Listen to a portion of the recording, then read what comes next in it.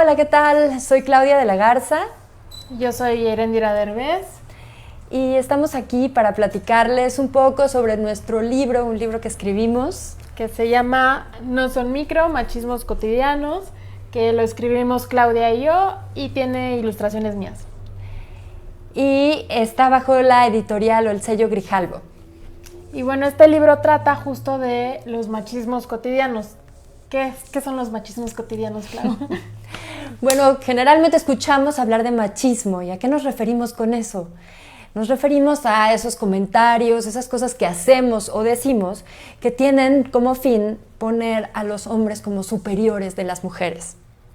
Esto ocurre en todos los ámbitos y en todos los diferentes espacios de nuestra sociedad, porque es algo estructural.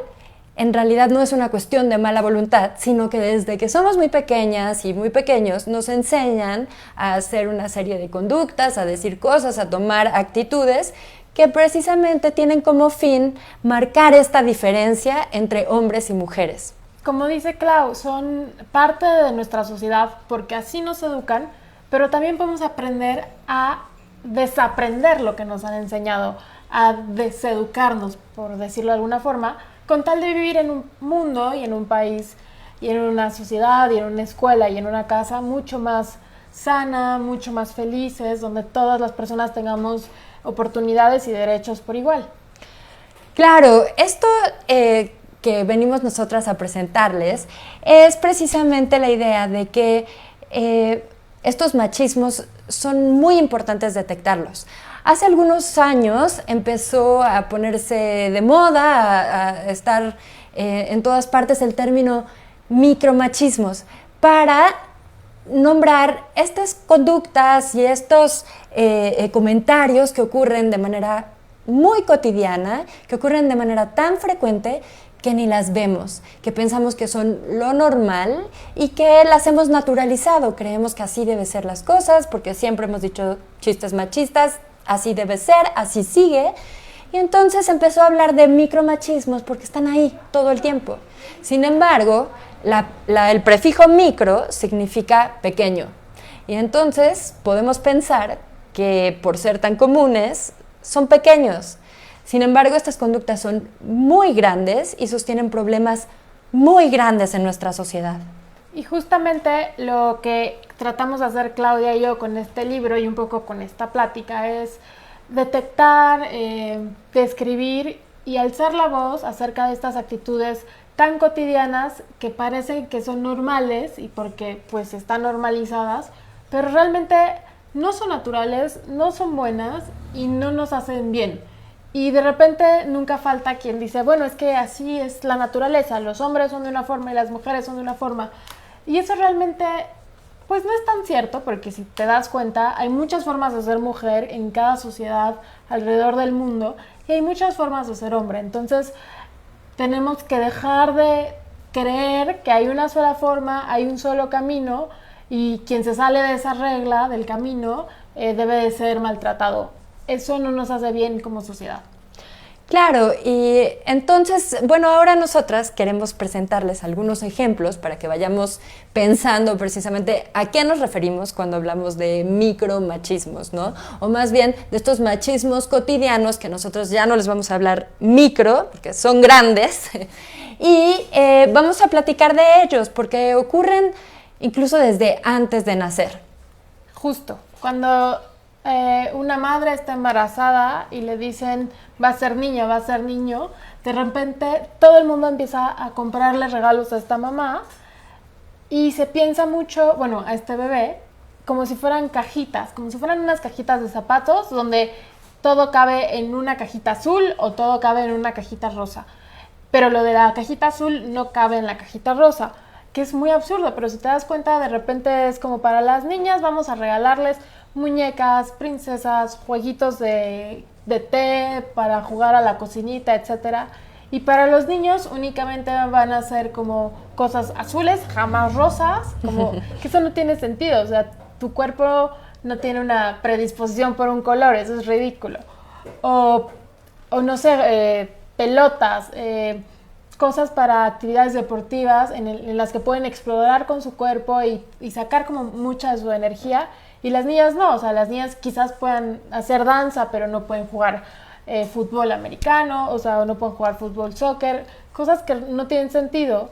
Y a la larga repercuten muchísimo en nuestras aspiraciones desde que somos chiquitas. A un niño chiquito que sí le dan chance de salir a la calle a jugar a la pelota, te puede decir de grande, yo quiero ser futbolista, pero a una niña que quiere jugar fútbol le dice, no, eso solo puede hacerlo tu hermano, tú no, o sea, tú no sé, eso no es adecuado para ti. Cuando no tiene sentido, esa niña también puede ser una gran deportista si eso espera hacer, y un niño también puede aspirar a ser un gran bailarín o un gran cocinero o lo que sea que tenga ganas de hacer.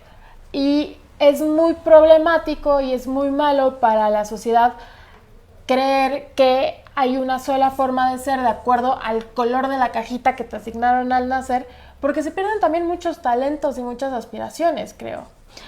Claro, en realidad esta idea que pensamos que es muy inofensiva es más bien ya algo que hacemos por costumbre. ¡Ay, es niña! Llevémosle las princesitas, y es niño, llevémosle los carritos.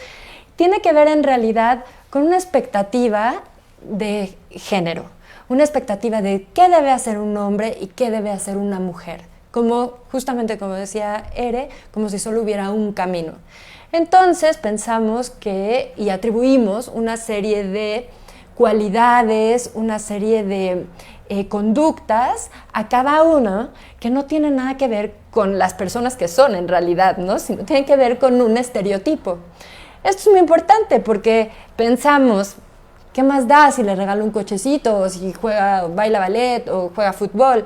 No, en realidad tiene que ver con que vamos entonces encaminando a estas personas hacia ciertas direcciones, ya asignadas antes de preguntarles a esas personas si les gusta o no, ¿no? Entonces, en realidad no tiene que ver con la personalidad, sino tiene que ver con estereotipos ya armados. Por eso es muy importante estar ahí muy atentas y muy atentos y no caer en esos estereotipos.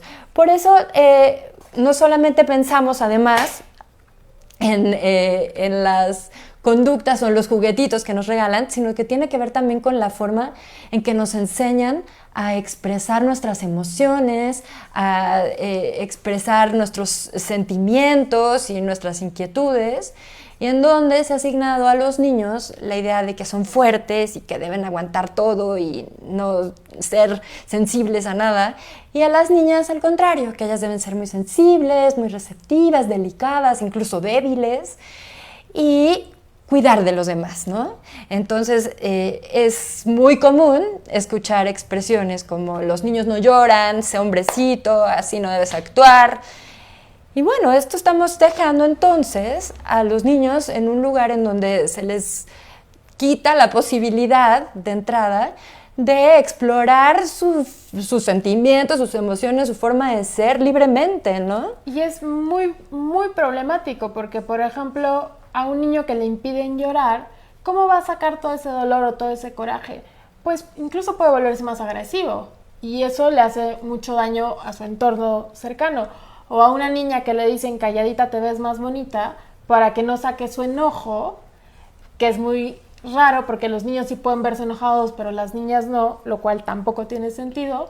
Empiezan a acumularlo y no pueden expresar, por ejemplo, ideas propias, ideas fuertes, serias, como escribir un libro o discutir algo que creen que es importante, porque no les dan esa opción. Entonces, por ejemplo, una niña que quiere dedicarse a algo, no sé, la política o temas como más públicos, pues está mal vista. ¿Por qué no? Porque tiene que ser calladita, y un niño sí puede expresar las cosas. Y esto se nota desde el salón de clases, desde que estamos en la primaria, en la secundaria, en la preparatoria, ves cómo los niños sienten que tienen más posibilidad de expresar sus ideas que las niñas, y a las niñas les enseñan a ser más calladitas desde chiquitas y más, de alguna forma, más sumisas. Y esto realmente tiene repercusiones muy grandes a lo largo de nuestro crecimiento, a lo largo de nuestra infancia, nuestra adolescencia y también durante nuestra vida adulta.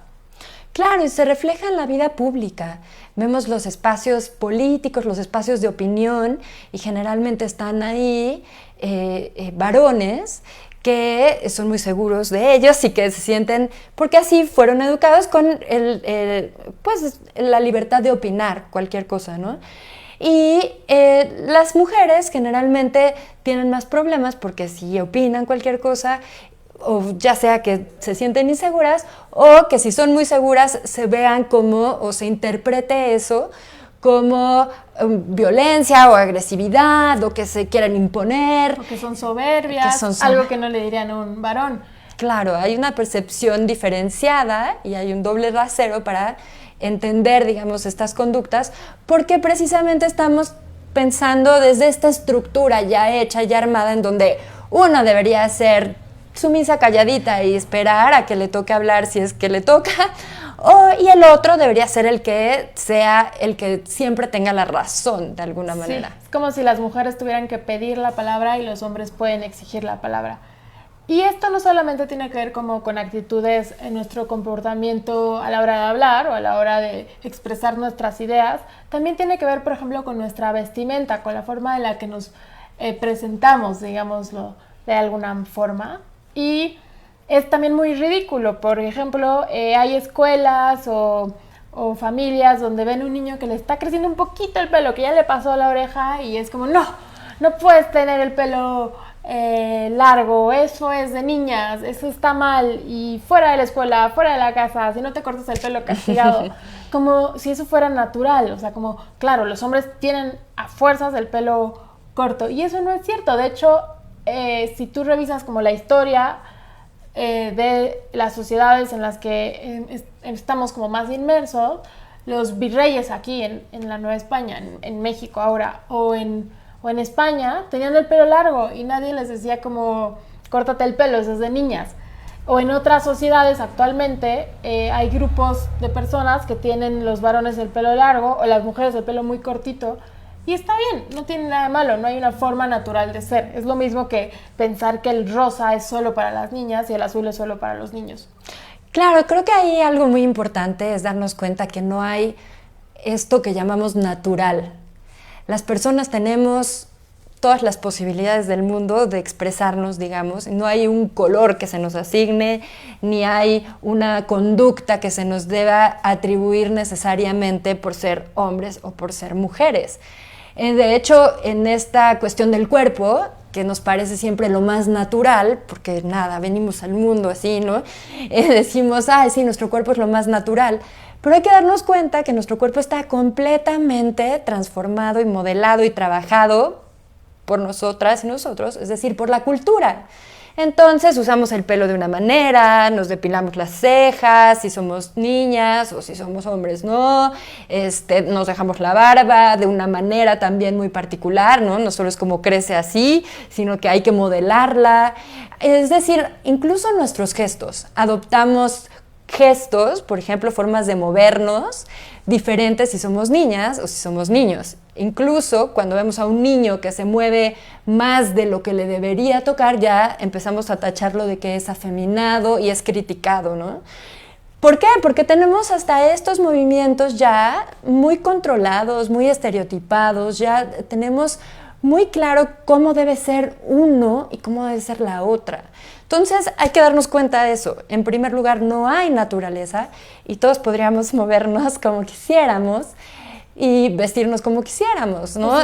En lo que decía Ere, en esto de voltear a la historia y ver las formas en que nos hemos arreglado o cómo hemos decorado nuestros cuerpos, ha cambiado mucho y ha habido fases en la historia en que son completamente distintas las prendas de hombres y las de mujeres, y hay momentos en la historia en que son casi iguales, en que, no sé, si pensamos en los mantos grecolatinos, ¿no? En las culturas clásicas, o si pensamos en reyes medievales, ¿no? Y en esa época en que usaban estos largos mantos, eran tanto para hombres como para mujeres.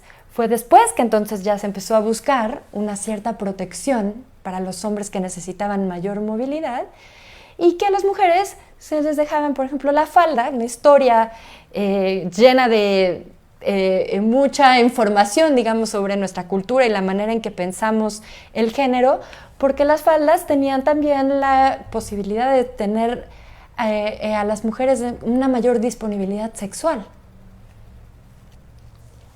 Algo que es muy interesante, por ejemplo, cuando hablamos de estos estereotipos, esta forma de ser, que evidentemente como todo estereotipo son una construcción, son algo que la sociedad te manda, es que realmente podemos desaprenderlos, podemos cuestionarlos, podemos detectarlos. Cuando te dicen, por ejemplo, que un deporte tú no lo puedes hacer, no puedes ponerte shorts e irte a jugar fútbol como niña, realmente puedes preguntarte ¿por qué no? ¿Por qué realmente no puedo disfrutar esta actividad como en el resto de mis compañeros? Y si revisas, por ejemplo, hay deportistas, futbolistas, por ejemplo, en otros países muy importantes que también han ganado muchas copas, que tienen muy buenas selecciones de este tipo de deporte. Y en México de repente te dicen, no, eso no es para mujeres, y les puedes decir, a ver, ¿por qué no? Si, por ejemplo, en Estados Unidos hay una selección de fútbol femenil muy poderosa y muy importante, incluso mejor que la de los hombres. Entonces no hay un deporte como obligatorio para un hombre o para una mujer.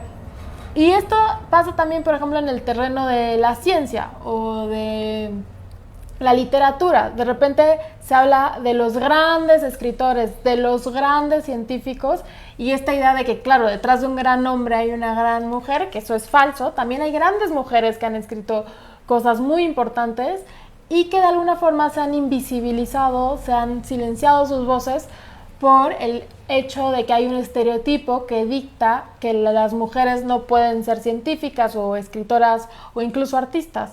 Y eso realmente también es muy falso. Claro, y la cuestión es que lo seguimos cargando, ¿no? Entonces vemos en nuestros salones de clase, por ejemplo, cómo nos enseñan matemáticas o cómo nos transmiten ciertas materias o ciertas disciplinas, y en donde se alienta a los niños mucho más que a las niñas, ¿no? Esto pasa mucho en los terrenos científicos. Hay como esta idea de que las niñas son más sensibles, ¿no? Lo que comentábamos, y entonces no son muy buenas para estos terrenos de lo racional, de las ciencias exactas. Cosa absolutamente falsa, ¿no? Ha habido grandes matemáticas, sin embargo siguen siendo mucho menos en número. Si nos vamos a los institutos de matemáticas en las universidades, vamos a ver menos niñas, menos mujeres. Y es por esto, porque tenemos esta idea, y entonces en nuestra educación se pone mayor atención a los niños cuando están compitiendo, cuando están haciendo sus tareas, se les alienta más. Y esto entonces nos va dando la idea, conforme vamos creciendo, que nosotras deberíamos dedicarnos a cosas más creativas, ¿no? A hacer diseño, a hacer cosas de arte. Y estas orientaciones en realidad no responden a ninguna cuestión científica que tenga que ver con nuestras capacidades intelectuales, para nada. Simplemente son cuestiones que así se han usado y que entonces siguen siendo estos círculos muy cerrados en donde es muy difícil todavía para las mujeres entrar, ¿no? Las mujeres ingenieras, las mujeres arquitectas, las mujeres que tienen que hacer estas labores como de construcción o como de desarrollos tecnológicos, que siempre han sido temas atribuidos a lo masculino. Entonces siguen siendo muy complejo para las mujeres que se interesan por esos temas entrar y poder destacar. Porque no solamente es que lo hagas bien, sino que tengas el reconocimiento, que tengas los espacios para desarrollarte. Y bueno, eso no solamente ocurre en estos sectores, sino que incluso en muchos de los sectores que están pues destinados o que han sido asociados con lo femenino, vemos que sí, hay muchas mujeres, sin embargo, suelen tener los puestos de dirección o los puestos más importantes hombres.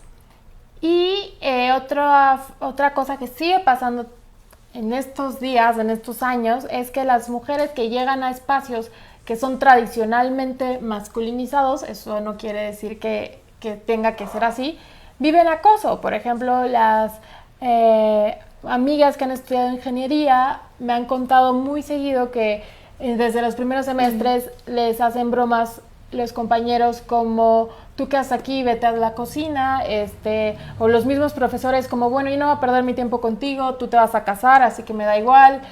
Y esto sigue pasando y es muy doloroso, es muy problemático, y aparte algo que demuestra que es falso es que otras carreras que antes eran mucho más masculinizadas, han entrado las mujeres y lo han hecho igual de bien. Por ejemplo, la carrera de Derecho antes era solamente para hombres.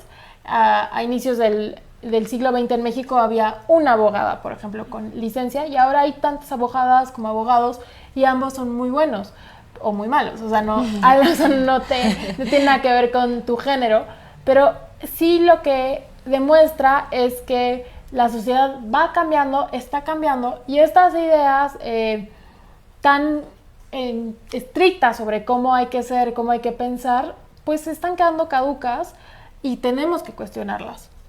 Claro, y tenemos que continuar avanzando, ¿no? Tiene que ver un poco con, no sé, pensaba, por ejemplo, en la medicina o ciertas disciplinas o el arte, por ejemplo, en donde se decía que era porque las mujeres eran malas, pero era en realidad porque no tenían espacio para la educación. Y precisamente, ¿por qué? Por estereotipos de moral. Como una mujer iba a ver a alguien desnudo, era como indecente, tendría que ver, entonces ella tenía una moral fácil, es decir, se asociaban a toda una serie de cosas que no tenían nada que ver con realmente la disciplina y la capacidad de las personas para esa disciplina, y por eso es que no podían llegar. ¿No? Sí, o sea, por ejemplo, en medicina a las mujeres no las dejaban tomar la clase de anatomía porque según esto les iba a hacer daño ver un cuerpo. No. O en arte, las mujeres solo podían pintar bodegones, naturalezas muertas, cosas como chiquitas, porque no podían meterse a la clase de anatomía donde había un cuerpo desnudo, que es raro, porque una mujer sí se podía desnudar para que la dibujaran, pero ella no podía dibujarla, y entonces no se podía desarrollar igual. Y eso no quiere decir que no existiesen desde hace muchos siglos mujeres artistas muy importantes, pero sí es cierto que les han restringido la entrada a los espacios de la academia, a los espacios de los museos, a las instituciones que de alguna forma legitiman. Y un ejercicio muy rápido que pueden hacer es, si ustedes van a un museo, vean cuántas piezas hay de hombres y cuántas hay de mujeres. Claro, y ¿saben qué pasa también, o que ha pasado mucho a lo largo de la historia? Es que las mujeres que destacan se les reconoce en realidad de acuerdo con qué hombres, con qué varones están asociadas. Entonces es muy común conocer artistas, o que llegamos a conocer esas artistas o esas escritoras o esas científicas porque fueron esposas de alguien o hijas de alguien, entonces entran en la historia como tal, como las hijas o las esposas, en vez de reconocerlas por sus propios méritos, que los tuvieron, digamos. Y esto también nos lleva a que también se borran aquellas que no tienen ese linaje o que no tienen esta relación o asociación con un hombre famoso, destacado. Entonces ellas no vale la pena mencionarlas y se quedan fuera de esos libros de historia, de esos registros, y ya no nos enteramos ni siquiera que existen, ¿no? Hablábamos un poco de cómo esta frase o como esta referencia que hace Virginia Woolf a cómo las mujeres, este nombre de anónimo, cuando vemos una obra de arte y dice anónimo, no sabe quién la hizo, muy probablemente es porque la haya hecho una mujer. Y esto creo que es bien importante platicarlo porque pareciera que es algo muy viejo. Virginia Woolf, por ejemplo, nació a finales del siglo XIX y dices, no, esto ya pasó. Pero ahorita, por ejemplo, si tú abres un periódico, no falta que se refieran, no sé, a una mujer cineasta o deportista o política como la esposa de tal. Es muy común en 2020. Entonces, esto demuestra cómo aún hay muchos prejuicios que están como muy arraigados en la sociedad y que por eso mismo hay que cuestionarlos, platicarlos, discutirlos, para que cualquier persona crezca sabiendo que puede dedicarse a lo que sea que es bueno y que le guste. O sea, que no necesita el permiso si es mujer o el permiso de una sociedad de hacer algo que no es adecuado según su género, porque eso es falso. Claro, y observarnos a nosotras y, mismas, ¿no? Y a nosotros en cuanto a la forma en que vemos estos temas o que nos enfrentamos a estas situaciones. Porque muchas veces, por ejemplo, nosotras mismas nos encontramos descartando a alguien que vemos triunfar, a una mujer que vemos hacer cosas importantes y decimos, ¿con quién andará? ¿O por qué? ¿Qué habrá hecho? ¿No? Empezamos a dudar de que realmente fuera por su capacidad y pensamos que lo atribuimos a si está relacionada con algún hombre por ahí, ¿no? Si le hicieron el favor. Si tiene un papá famoso, si se volvió novia de alguien. Cuando en realidad no estamos nosotras mismas entonces descartando la capacidad y las habilidades que puede tener cualquier persona, ¿no? Y justamente por eso este libro y mucho de nuestro trabajo y de otras escritoras también, no solo nosotras, trata de cuestionar, trata de describir la sociedad en la que vivimos para transformarla en una más justa, en una más feliz para todas, en la que todas nos podamos desarrollar y apoyarnos entre todas. Claro, en donde podamos acceder a los derechos y a las oportunidades de manera equitativa, ¿no? Y no sé si ustedes se acuerdan, seguramente sí, y sus mamás también, y sus papás también, de estas historias que veamos en las películas y leíamos en los cuentos de las princesas que eran todas muy lindas y todas muy buenas y muy inocentes, que tenían problemas porque, no sé, un dragón las quería matar o tenían una madrastra muy mala o una bruja y llegaba un príncipe azul guapísimo, fuerte, en caballo y espada y la salvaba como si ellas también no se pudieran salvar y la salvaban de los dragones o de las torres o de cualquier situación muy desafortunada e inmediatamente ellos dos se enamoraban y ¡pum! Un beso y vivieron felices para siempre, se casan. No sé, como si la solución a todos tus problemas fuera que llega un príncipe azul y se casa contigo y ya, viviste feliz para siempre. Claro, estas películas que pueden haber sido muy bonitas o muy emocionantes cuando las vimos, en realidad de fondo también nos están dando un mensaje sobre el amor y sobre la manera en que creemos que debería ser ese amor ideal, ese amor romántico, ese amor perfecto, ¿no? Que soñamos, esperando que llegue un príncipe azul, ahí de pronto de la nada a rescatarnos cuando tenemos problemas y que va a ser este personaje perfecto y valiente y no sé qué, y que además va a ser como una especie de complemento a nosotras que vamos a ser estas débiles damiselas en problemas, ¿no? Esta idea pues resulta muy complicada porque si bien la vemos y la vemos hasta el cansancio, pues se nos va quedando ahí y nos va formando una idea, una expectativa de lo que debería ser el amor y cómo sería esa forma de ser felices, ¿no? Como, ¿cuál va a ser ese final feliz que me va a tocar? Y bueno, pues resulta que la vida no es así, que eso no pasa. No, y que aparte tú puedes casarte o no casarte, vivir en pareja, no vivir en pareja, vivir soltera, no vivir soltera, y no tiene nada que ver con tu felicidad. O sea, tu felicidad y hacer las cosas que tú quieres hacer no depende de que llegue un príncipe azul y te salve de una torre con una espada. Claro, el amor viene en formas muy distintas y claro que el amor de pareja puede ser muy lindo y no tiene que vivirse necesariamente así, como se casaron y vivieron felices para siempre.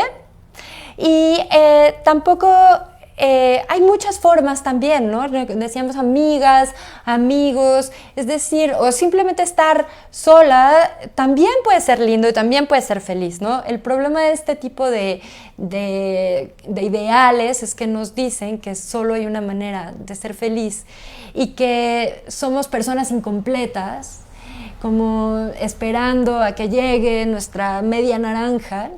Y bueno, resulta que no, que somos personas completas y que podemos estar y relacionarnos con otras personas y que eso nos haga muy felices, pero también podemos separarnos y estar por nuestra cuenta, siendo muy felices también, ¿no? Hay muchas cosas que hacer en este mundo, que no solamente ese camino, ¿no?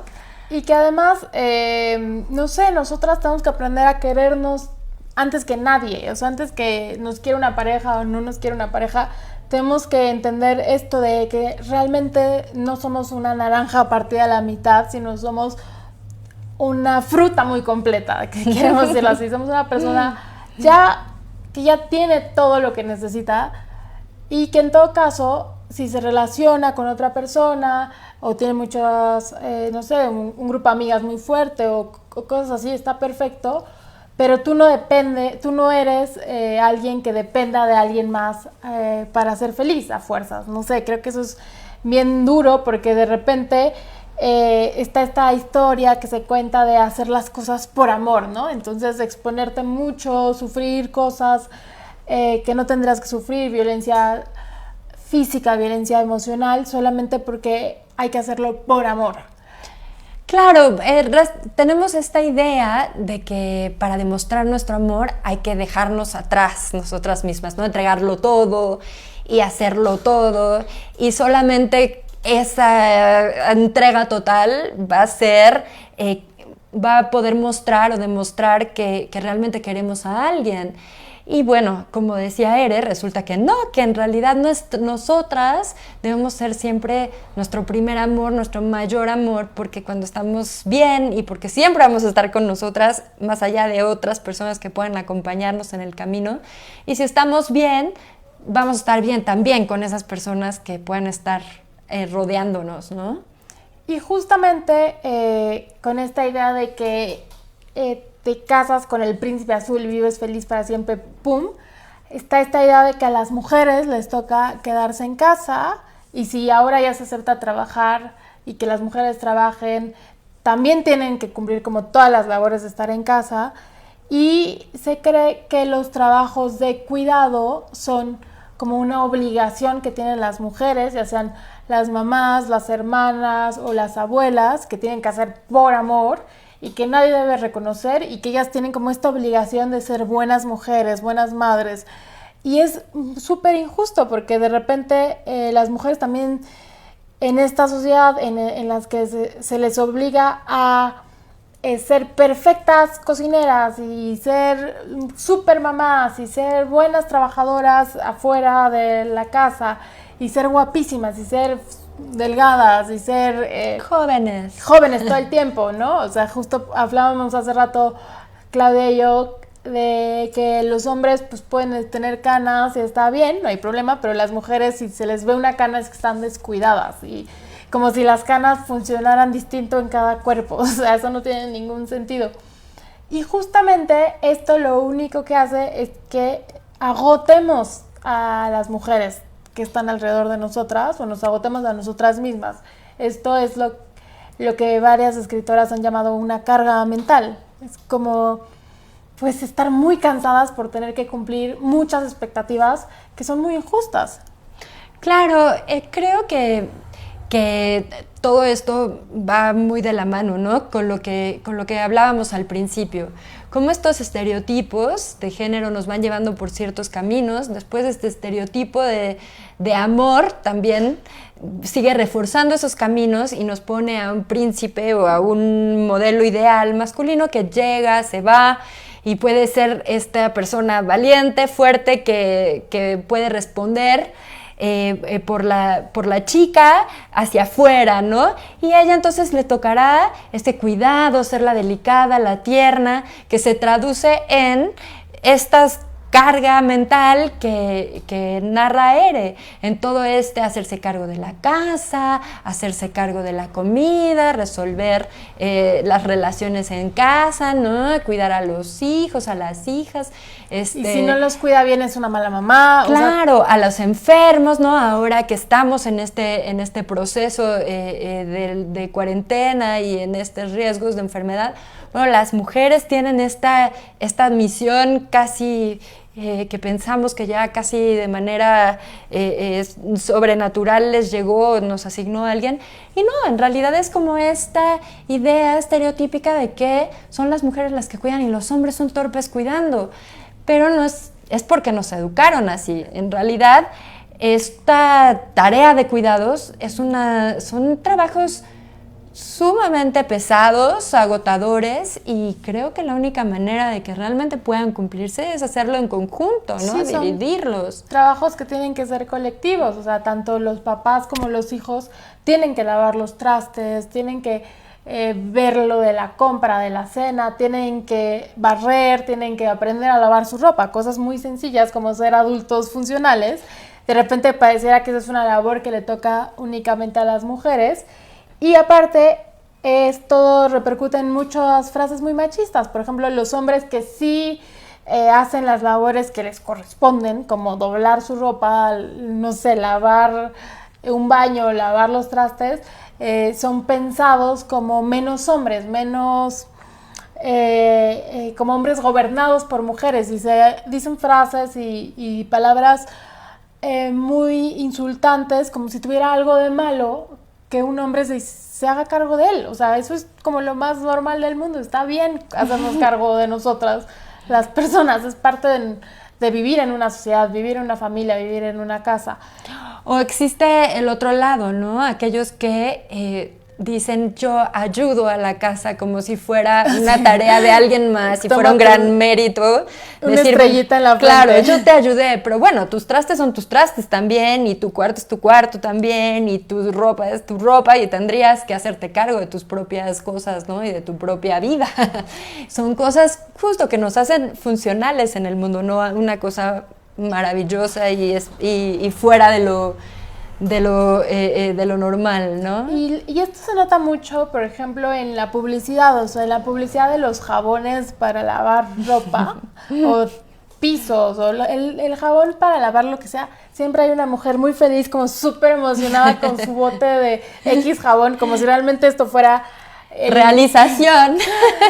Y es muy injusto porque no tiene ningún sentido, no es que nosotras las mujeres tengamos un imán hacia los jabones en las tiendas y sentamos pasión cada vez que salen las burbujas, o sea, eso no tiene sentido, pero... Tristemente no es así, porque...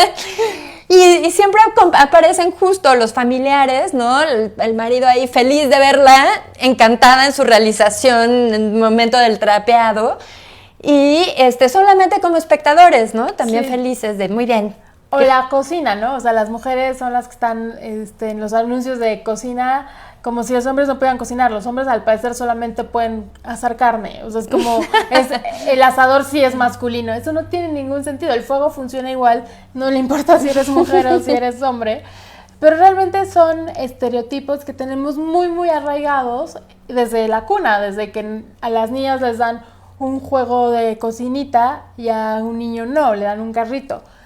Y estos estereotipos tienen muchísimas implicaciones en nuestra casa, porque nuestra casa es como, pues es donde pasamos muchísimo tiempo al día, donde crecemos, donde convivimos con nuestra familia, y ahí mismo es donde podemos también detectar pues muchísimas expectativas que se tienen hacia los hombres, hacia las mujeres, que tienen que ser repensadas, reformuladas y discutidas. Claro, yo creo que un tema muy importante en ese sentido es precisamente los cuidados. Como que pensamos que el ser mamá es algo que naturalmente las mujeres van a hacer, van a querer siempre estar cuidando a los hijos, y seguro nuestras mamás nos quieren mucho y nos quieren cuidar. Pero eso no implica que ellas puedan tener otras cosas que hacer y otras tareas que también quieren desarrollar. Y esta idea de que entonces los hijos siempre van a estar a cargo de las mujeres es una cosa muy problemática, de hecho, en la sociedad, ¿no? Vemos, por ejemplo, las posibilidades laborales de las mujeres y esta diferencia salarial, por ejemplo, ¿no? Cuánto ganan mujeres y hombres, tiene mucho que ver con eso, con que se sabe que las mujeres van a tener otras responsabilidades en su casa y además con que se espera que sean ellas quienes, por ejemplo, falten al trabajo si se enferman los niños y no el papá, ¿no? El papá no se va a quedar a cuidarlos, sino ella. Aunque los trabajos de ambos pueden ser muy importantes y remunerados de la misma manera, ¿no?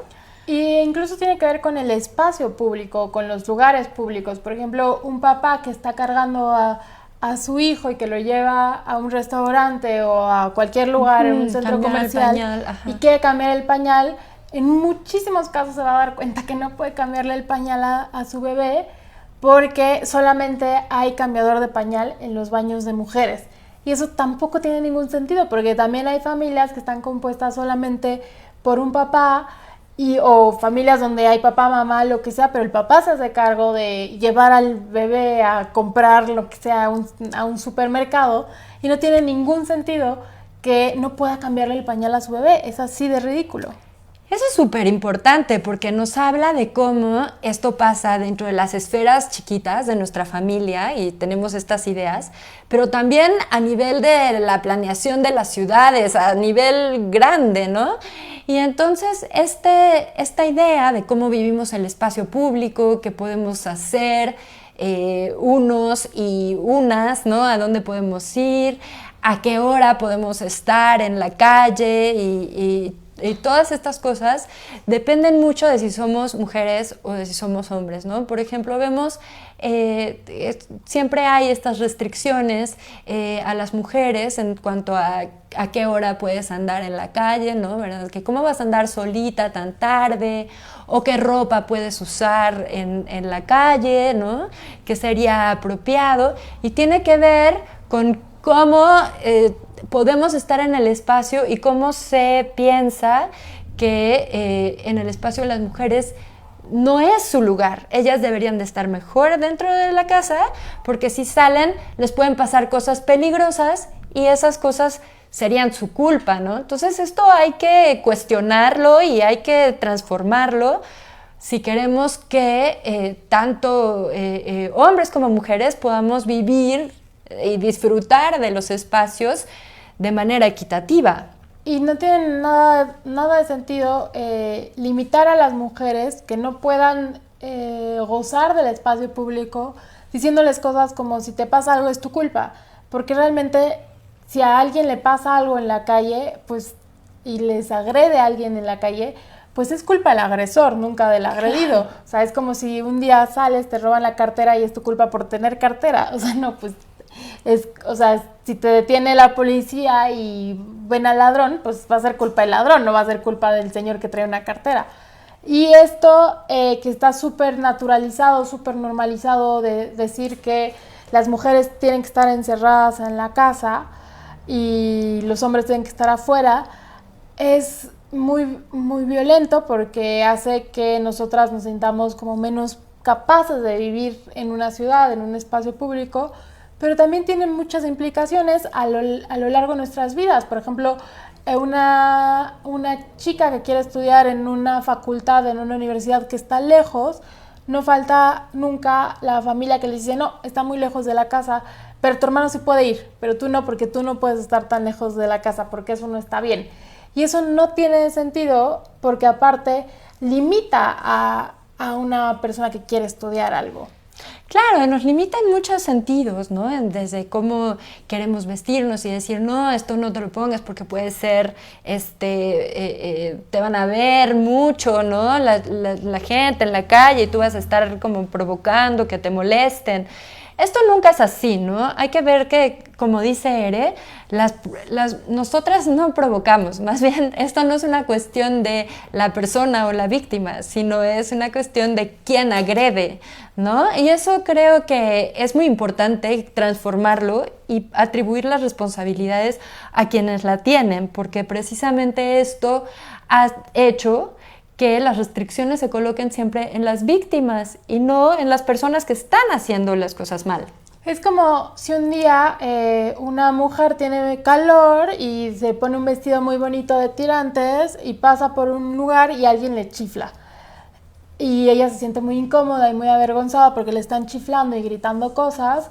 Y nunca falta quien le dice, no, pues ¿para qué te pones ese vestido? Y ella puede contestar como, porque tengo calor o porque ¿qué te importa? O sea, Claro, porque me gusta mi vestido. Esto es culpa de la persona que me está chiflando. Y en cambio, pues, no sé, o sea, los hombres pueden salir en shorts y muy cortos o en playeras de tirantes y pues nadie les dice nada porque el espacio público se entiende como que ellos sí pueden vestirse como quieran.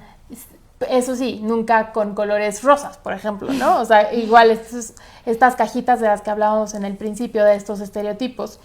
Y por eso mismo, estas formas en las que nos han enseñado, nos han dicho que hay que vivir, nosotras siempre decimos que es muy importante cuestionarlas y dejar de reproducirlas. Y sobre todo, si nos damos cuenta, por ejemplo, que alguien, un compañero, un amigo en la escuela, está haciendo un comentario que es machista, que es misógino, que es discriminatorio, le podemos decir, ¿sabes qué? Lo que tú estás diciendo es absurdo, es violento, no tiene sentido y no nos hace bien. Y esto es algo que hay que aprender a decir, a alzar la voz, aunque al principio pues de repente nos cueste trabajo y requiera mucha valentía respirar hondo y decirle a nuestro compañero, ¿sabes qué? Lo que estás diciendo es muy dañino por esto y por esto. Claro, y también tenemos que aprender a observarnos nosotras mismas y nosotros mismos y ver que estas acciones machistas no solo pasan alrededor de nosotras y nosotras estamos por fuera, ¿no? Nosotras también podemos incurrir en esto y nosotras también podemos hacer comentarios que critican o que desvalorizan a las otras personas solamente por ser mujeres, cuando en realidad no nos damos cuenta que esos comentarios estamos justo continuando con el problema, ¿no? Esto cuando alguien tiene un gran logro, descartarlo, o cuando alguien hace algo importante, decir que no lo es, o atribuírselo a otra persona. Es decir, todas estas cosas que hablábamos al principio, pues tienen que ver precisamente con nosotras mismas, hacernos conscientes de que estamos en esta estructura, de que también fuimos educadas con esta cultura, digamos, y con estas prácticas, pero eso no significa que tenemos que quedarnos ahí para siempre, ¿no? Significa que hay que estar más alerta y entonces podamos irlas transformando cuando nos cachemos diciendo algo que no está bien, ¿no? Que está lastimando a alguna persona sin ninguna razón. Por ejemplo, si vamos a hacer algunos ejemplos. Por ejemplo, si alguien se está burlando de un niño porque baila ballet y es muy bueno bailando ballet, yo creo que algo que podemos decirle es como, a ver, el ballet es para hombres y para mujeres, y hay bailarines muy buenos hombres y hay bailarinas muy buenas mujeres, y no tiene nada de malo que un hombre sepa dar piruetas y bailar en puntas, no sé. Claro, creo que en general también esta parte de pensar o de deshacernos de estos estereotipos, pues nos resulta doloroso porque, por ejemplo, cuando son muy profundos, digamos, cuando pensábamos en la idea del amor, pues pensar en cómo expresar tu amor es algo que tú sientes muy dentro, como muy profundo, como muy...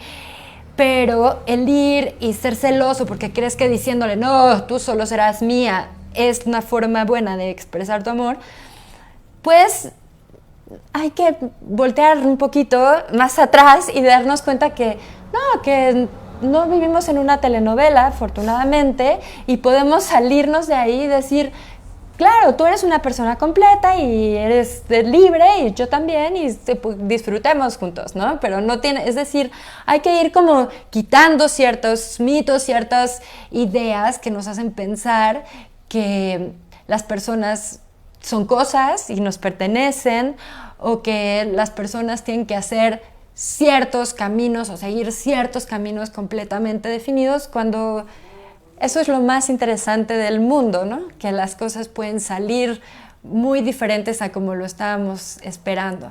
Otro estereotipo, hablando de amor, que hay que romper y hay que decir que eso no está bien, es burlarse, por ejemplo, de las señoras que nunca se casaron y que decidieron no casarse, y nunca falta quien dice que es una solterona, se quedó, es una quedada, es una bruja, etcétera, como si eso fuera algo malo. O sea, realmente si alguien decide no casarse porque no encontró a alguien con quien quería compartir su vida o porque simplemente no le interesó, tenemos que romper esa idea que es tan dañina y tan común. Y si escuchamos, por ejemplo, a alguien diciendo eso, a nuestra hermana diciendo es que esa señora es una solterona, decirle, ¿sabes qué? Lo que estás diciendo no está bien, es muy violento, porque ella puede tomar sus propias decisiones y decir, ¿sabes qué?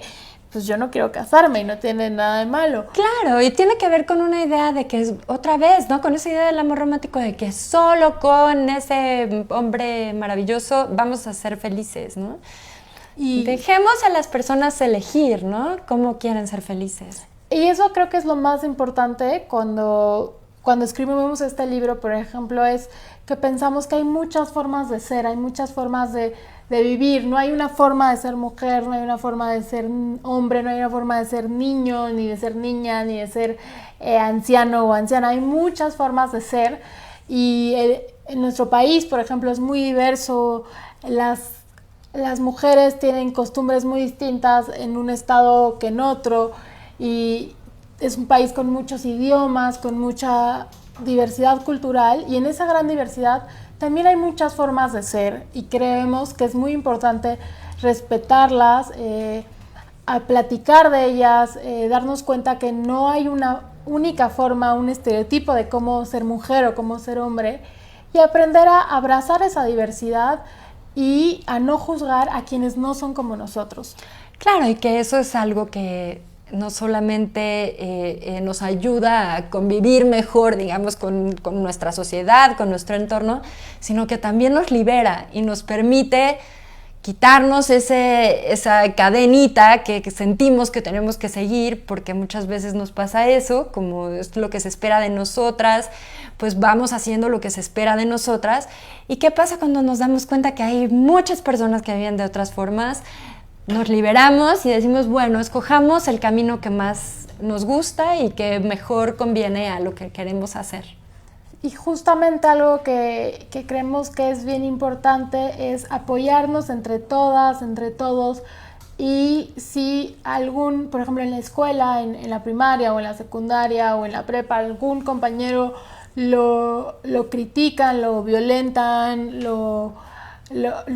como dicen ahora, lo bulean por ser de alguna forma que no encaja con el estereotipo que te dice la sociedad que tienes que hacer, lo que es muy importante es que nosotros acompañemos a nuestros compañeros, seamos solidarios con ellos, seamos solidarias, seamos amigos que protegen y acuerpen a nuestros amigos, y no seamos como con tal de ser como el resto, ese tipo de gente que se suma a las voces que maltratan a los otros para ser, no sé, populares o ser los más importantes del salón, cuando lo que importa es acompañarnos entre todos como compañeros.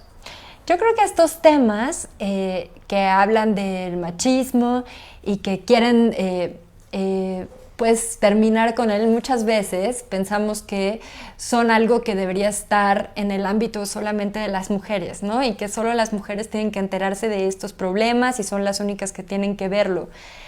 Pero en realidad en la sociedad estamos hombres y mujeres conviviendo todo el tiempo, en todos los espacios, y lo que necesitamos para transformarlo es que todas y todos estemos dentro, que nos enteremos, que nos demos cuenta, que nos volvamos sensibles, que nos quitemos nos deseduquemos, como decíamos al principio, ¿no? Que nos quitemos estos estereotipos tan fuertes y tan terribles y tan asfixiantes, y que empecemos a vivir o generar un espacio de respeto y un espacio de mayor armonía.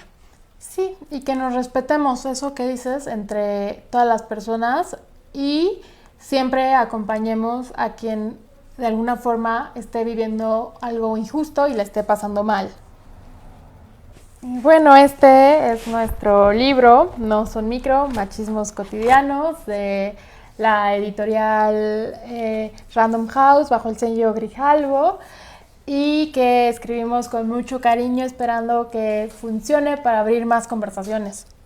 Claro, es un libro que hicimos a través de nuestras propias charlas, de estar platicando lo que nos pasa, nuestras experiencias, pero también hablando de las experiencias de nuestras mamás, de nuestras amigas, de las personas que trabajan alrededor de nosotras, de muchas mujeres y muchos otros hombres también que nos contaron sus experiencias.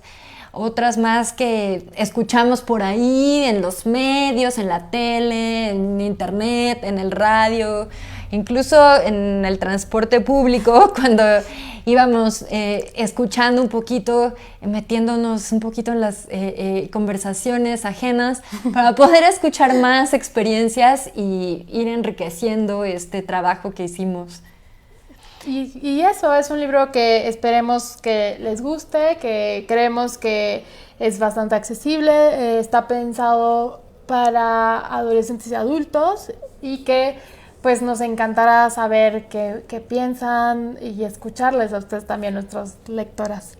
Claro, la idea es que al leer estas situaciones, estas experiencias, también puedan pensar en sus propias experiencias, que seguramente tendrán muchos puntos de encuentro, pero también muchos diferentes, porque cada una vivimos estas violencias y estas situaciones de manera muy distinta, dependiendo en dónde estamos, en cómo es nuestro contexto.